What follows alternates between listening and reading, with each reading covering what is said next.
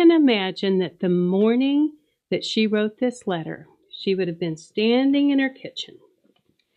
And she would have been wearing her apron, because she always wore her apron, because if you wear your apron, you don't get your clothes dirty. You don't have to wash them as often, and they don't wear out.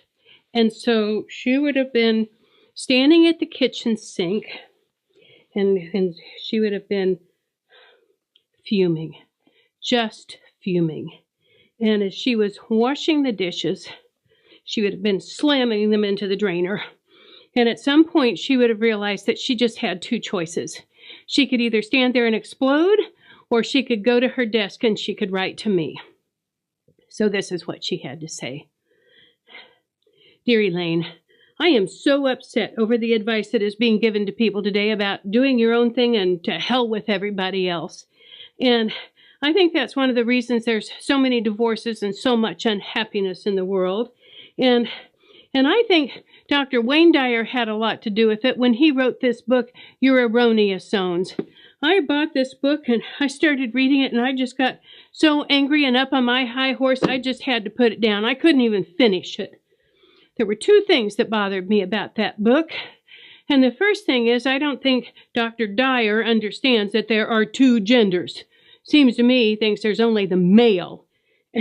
And the second thing is, he just keeps pounding away at this idea that a person should do whatever he wants to do. Well, as an old lady, I'm here to tell anyone who will listen that life is not made up of doing what you want to do.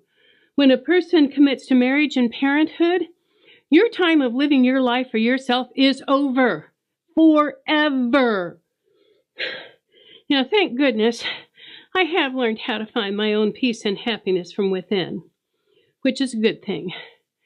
Because to tell you the truth, I can't think of anything that's all that exciting or invigorating about getting up in the morning and fixing breakfast and then doing the dishes and starting a load of laundry and doing housework and helping your father and then going back and fixing lunch and doing the dishes and doing more laundry and more housework and helping your father.